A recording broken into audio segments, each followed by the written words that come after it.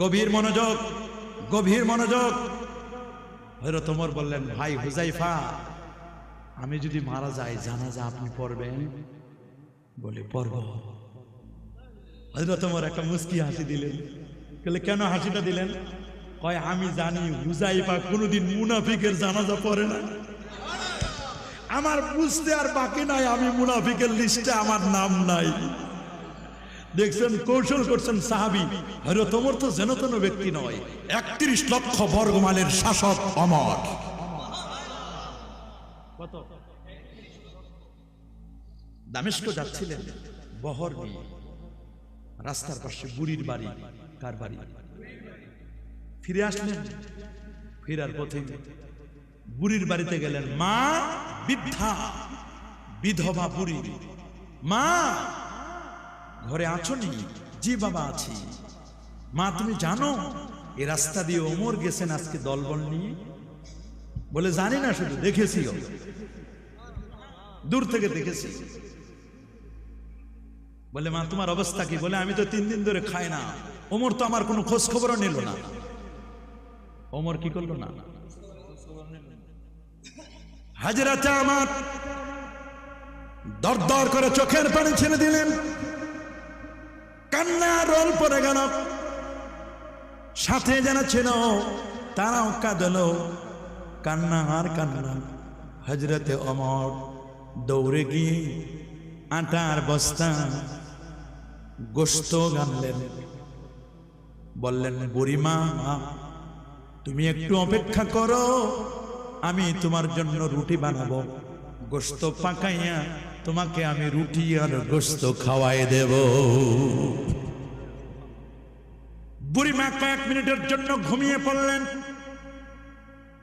আল্লাহর হাবিবের সাহাবী হযরত ওমর চোখের পাওয়া ছিল এত বেশি, ২৫০০ কিলোমিটার পর্যন্ত যিনি দেখতে পেতেন চক্ষু বন্ধ করে।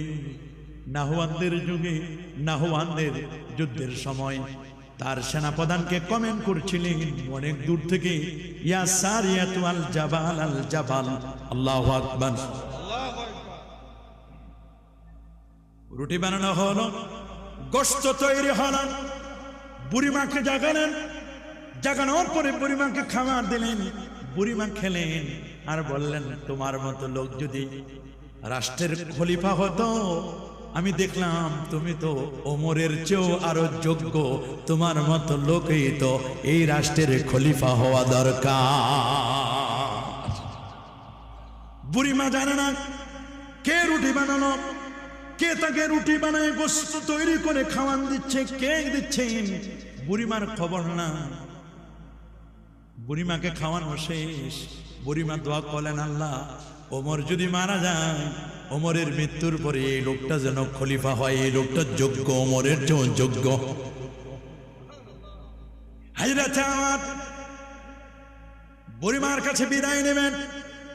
ইন দ্য সেম টাইম বুড়িমাকে বললেন, বুড়িমা তোমার জন্য আমি আটা আনলাম, গোশত রুটি বানিয়ে দিলাম, সবকিছু তৈরি করে দিলাম, খাওয়াই দিলাম, তোমার খেদমত করলাম। বুড়িমা যাওয়ার বেলায় একটু বারো জিজ্ঞেস করলে না, বাবা তোমার নামটা কি? তা তো বললে না বুড়িমা। বুড়িমা বলে, বাবা রে আমি তো বয়স হয়ে গেছে অনেক, বয়োবৃদ্ধা, স্বামী নাই আমার, দুঃখে দুঃখে আমি মরি, আমার দুঃখ দেখার কেউ নাই। ওমর মনে হয় ব্যস্ত হয়ে পড়েছেন। ওমর তো আমার কোনো খবর নেয় না, ওমর তো আমার কোনো খোঁজ খবর নেয় না, আমি বুড়িমা হয়ে ওমর কোনো খবর নেয় না। বাবা তোমার যদি দেখা হয় কখনো ওমরের সাথে, তাহলে ওমরকে বলবে, ওমর তোমার চেয়ে যোগ্য ব্যক্তি আমার এখানে এসেছিল, যে রুটি বানাই আমারে খাওয়াই দিয়েছিল।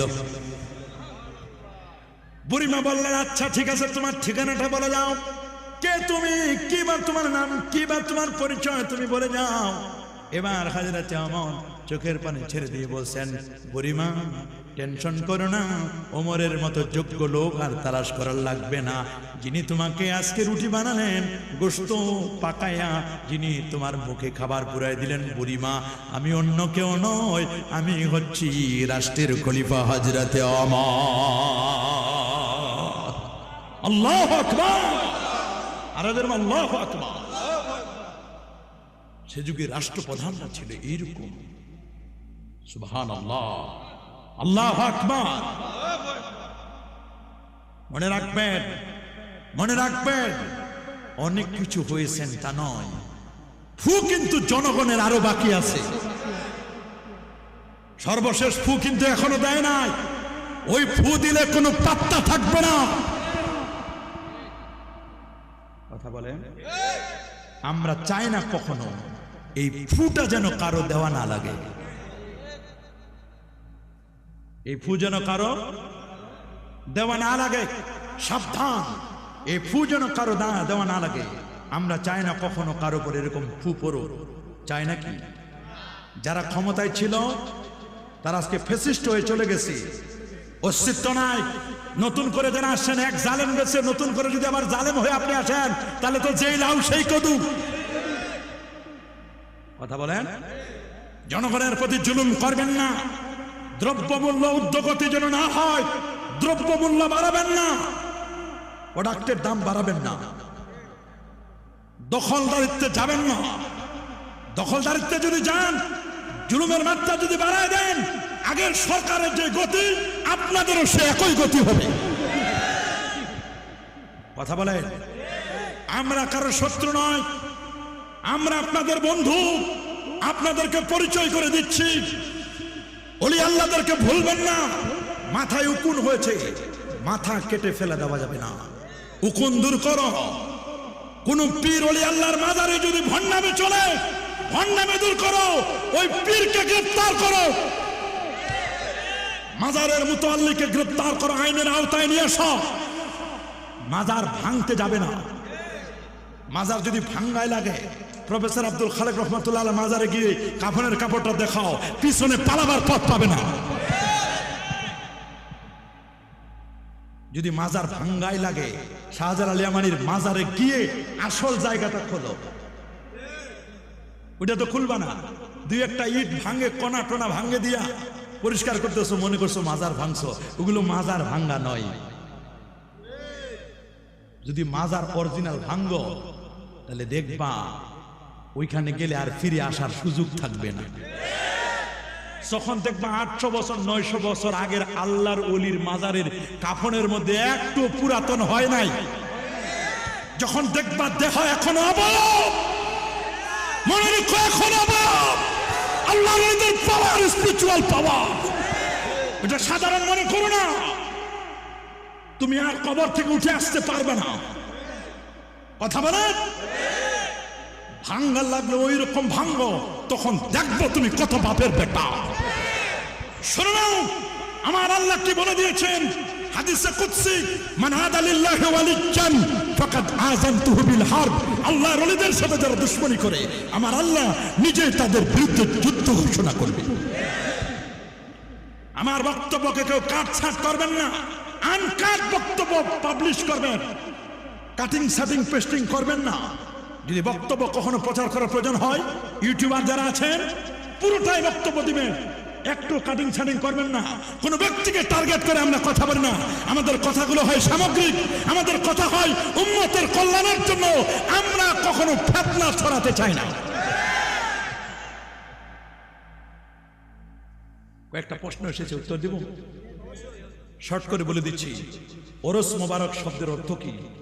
ওরস মোবারক, ওরস শব্দের অর্থ হলো দুলাহা। আরিস থেকে কি? ওরস, দুলাহা, আনন্দ, খুশি, ফাতেহা খানি, পারিভাষিক ওরফে। ওরফ একটা হলো শাব্দিক অর্থ, একটা হলো পারিভাষিক অর্থ, একটা হলো ওরফ মানে প্রচলন। প্রচলনের মধ্যে ওরস বলা হয়, সাধারণত মাহফিলকে বলা হয় ওরস। কি বলা হয়? চট্টগ্রামের ওরস একরকম, আর উত্তরবঙ্গের ওরস বলে বোঝা যায় সাধারণত ভণ্ডামি যেখানে, ওগুলোকে ওরস বলে, গান বাদ্য ঢোল তবলা। আবার অনেক জায়গায় ওরস বলতে ওরস মোবারক মাহফিল হয়, কোরআন সুন্নাহর আলোচনা হয়। এই জন্য এক এক জায়গায় এক এক অর্থ হবে।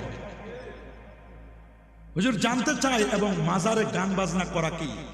গান বাদ্য ঢোল তবলা এগুলো সম্পূর্ণরূপে হারাম। 4 ইমামের ফতোয়া, कि हनाफी शाफी मालिकी हाम्बली चार इमामेर फतवा वालाम अन्ना इस्तिमाल गिना फिस्कुन गान शোনা ফাসিকি ওয়াল জুলুসু ফিহা নিফাকুন গানের মজলিসে বসা মুনাফিকি ওয়া তালাজ্জুজু বিহা কুফরুন গান শুনে নাচানাচি ফালাফালি গানের সাগরে হাবুডুবু খাওয়া ওই গান যে গান কোরআন সুন্নাহ বিরোধী মানুষের চরিত্র বিধ্বংসী গান ঈমান হারা বউ থাকলে তালাক হওয়ার সম্ভাবনা সূরাতুল লুকমানের ওয়া মিনান নাস মান ইয়াশতারি লাহুল হাদিস রাসূলুল্লাহ বলে দিয়েছেন ১৫০০ বছর আগে সুনান তিরমিজির হাদিস এই যে উত্তু খিজাল ফাইগু দুওয়ালা ওয়াল আমানাতু মাকদামা ওয়া যাকাতু মাগরিবা তুল্লা মালা গায়রিদ দিন আতা রাজুল ইমরাতাহু ওয়া আকাম্মা ওয়া আদনা সাদিকা ওয়া আকসাবাহু ওয়া জারাতুল আসওয়াতু বিল মাসাজিদ ওয়া সাদাল কাবিলাতা ফাসিলুম ওয়া কানা যাইমুল কওমি আরজালহুম ওয়া আকরামা রাজুল মাখাবাতা শাররি ওয়া জাহরাতুল কায়নাত ওয়াল মাআজিব ওয়া শুরবাতুল খুমুর ওয়া লানা আখিরু হাজিল উম্মাত আওয়ালাহা ফাত্তাকিবু ইনদা যালিকা রিহান হামরা ওয়া জালজালাতান ওয়া খাসফান ওয়া মাসখান ওয়া কাযাফান রাওয়াহু তিরমিজি পৃথিবীর বিপর্যয় হবে 14 কারণে তার একটা অন্যতম কারণ হচ্ছে গান বাদ্য ঢোল তবলা একতারা দোতারা সেতারা আউল বাউল ফাউল এগুলো বেড়ে যাবে হুজুর পবিত্র ঈদে মিলাদুন নবী পালন করার সম্পর্কে জানতে চাই কোরআন হাদিসে আছে কিনা এই ব্যাপারে আমরা বই লিখে দিয়েছি 616 পৃষ্ঠা নিঃসন্দেহে পবিত্র ঈদি মিলাদুন নবী সাল্লাল্লাহু আলাইহি ওয়াসাল্লাম এটি কোরআন এবং সুন্নাহর সরাসরি না হলেও ইশারা ইঙ্গিতে ইবারাতুন নাস ইশারাতুন নাস দালালাতুন নাস ইক্তিজাউন নাস কোন একটি নসের মাধ্যমে এগুলো প্রমাণিত যদি সরাসরি থাকতো তাহলে তো এগুলো ফরজ হয়ে যেত তবে নবীর জন্ম বৃত্তান্ত এস্টাবলিশ করা উম্মতের জন্য ফরজ উম্মতের জন্য কি কারণ কাফের বেদিন বেঈমানরা বলতো নবী জারজ সন্তান নাউজুবিল্লাহ কারণ জন্মের আগে বাবা মারা গেছে কে তার বাবা পরিচয় নাই জারজ বলতো এইজন্য উম্মতের জন্য পরিচয় নবীর জন্মকে এস্টাবলিশ করা উম্মতের জন্য ফরজ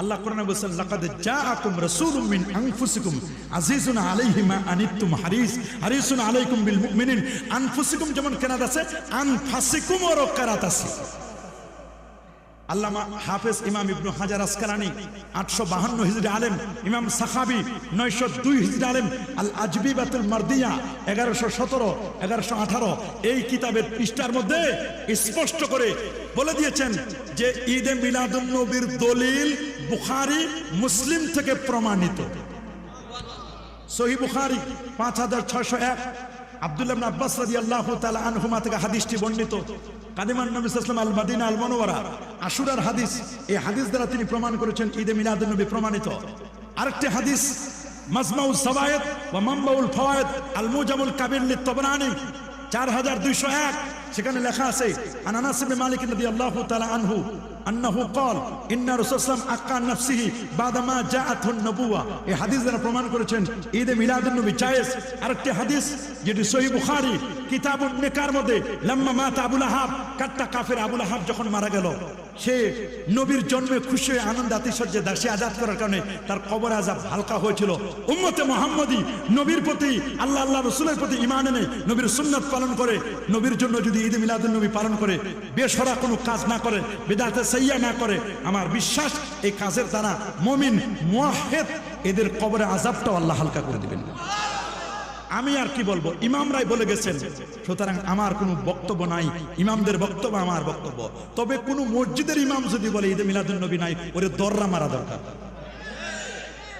কি দরকার কারণ হাফেজ ইমাম ইবনে হাজার আসকালানী বলে গেছেন ইমাম শাফি বলে গেছেন ইমাম সাখাবী বলে গেছেন আহা ইমাম রুনদি বলে গেছেন আল্লাহু আকবার ইমাম কাস্তাল্লানী আল মাওয়াহিবুল লাদুনিয়ার মধ্যে এটাকে সাইয়্যিদুল আয়াত বলেছেন আয়াত বলেছেন ঈদের সেরা ঈদ বলেছেন এটা সাফার জোর না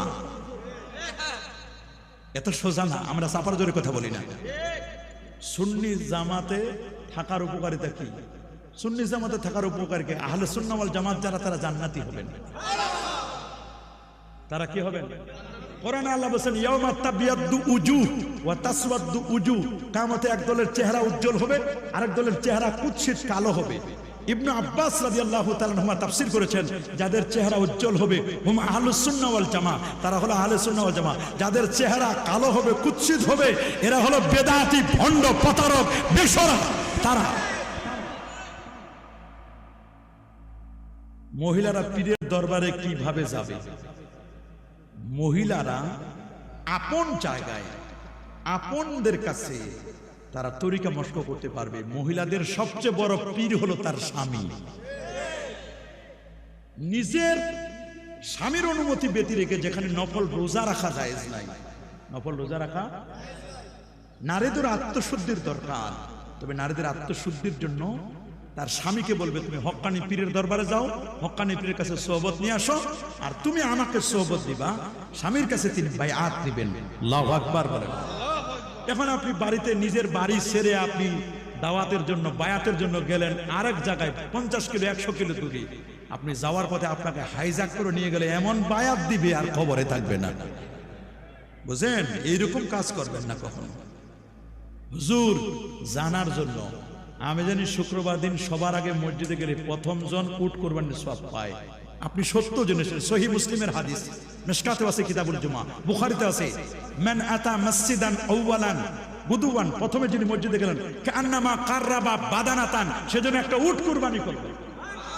সুম্মা মান আতা কাররা কান্নামা কাররাবা বাকারাতান, দ্বিতীয়বার যিনি গেল সেজন্য গত 2 দিন আগেও হাদিস পড়াইছি, সহিহ মুসলিমে স্পষ্ট হাদিস লেখা, বুখারীতে হাদিস লেখা, মিশকাতে আছে, কিতাবুল জুমা, সেজন্য একটা গাভী কুরবানি করলো। এরপরে যিনি গেলেন ইনি একটা দুম্বা কুরবানি করেন। সর্বশেষ যিনি যাবেন একটা ডিম আল্লাহর রাস্তায় দান করছে।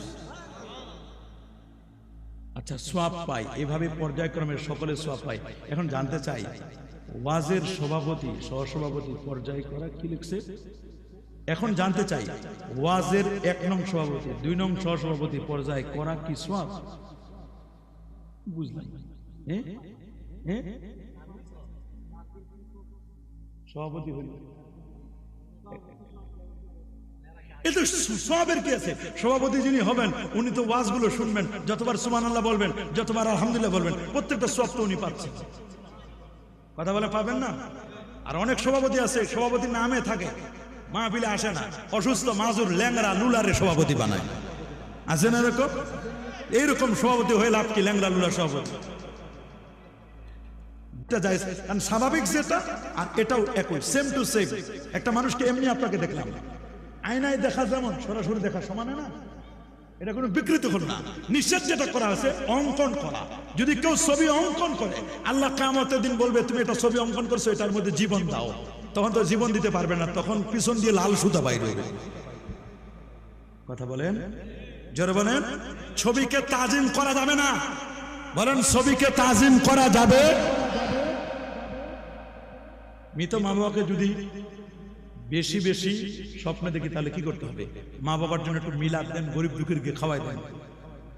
ফরজ গোসলের আগে কি সংসারের কাজকর্ম করা যাবে? যতদূর সম্ভব দ্রুত ফরজ গোসলটা সেরে নেবেন। যে কোনো সময় আপনার মৃত্যু তো চলে আসতে পারে। কি লিখছে? হুজুর, নামাজের মধ্যে দাঁড়ালে মনের অনেক কিছু চিন্তা ভাবনা আসে, চোখে অনেক কিছু ভাসে, আমার নামাজ কি সহি হবে?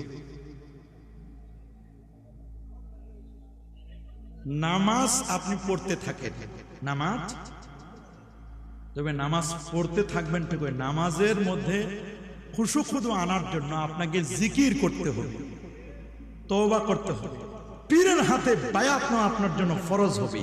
তাজকে নফস, আত্মশুদ্ধি অর্জন করতে হবে আপনাকে। তাহলে আপনার দিলটা সাফ। দেখছেন হাই হাই দেহ, ও আরো উস্কাই দিতেছে। এই 3টা বাজে গেছে, হয়েছে, সব দিছি। নাই নাই নাই, কি মহিলাদের কবরে ইস্তেনজা করা জায়েজ কিনা? খবরে নাহা রাসূলুল্লাহ সাল্লাল্লাহু আলাইহি ওয়াসাল্লাম ইয়াজলিস আলাল কবর, নবী কবরে বসতে নিষেধ করেছেন। কবরে বসতে, যেখানে কবরে বসা নিষেধ, সেখানে ইস্তেনজা করবে মহিলার কবরে, এটা কবিরা গুনাহ। নাউজুবিল্লাহ। কবরে বসা যাবে নাকি? কবরে পারা যাবে নাকি? না না না, এগুলো কাজ করবেন না। আল্লাহ সবাইকে কবুল করুন। সকলে সূরা ফাতিহা পড়ুন 3 বার, সূরা ইখলাস 3 বার, কয়েকবার দরুদ শরীফ পড়ুন। যারা দাঁড়িয়ে আছেন মেহেরবানি করে সকলে বসে যান।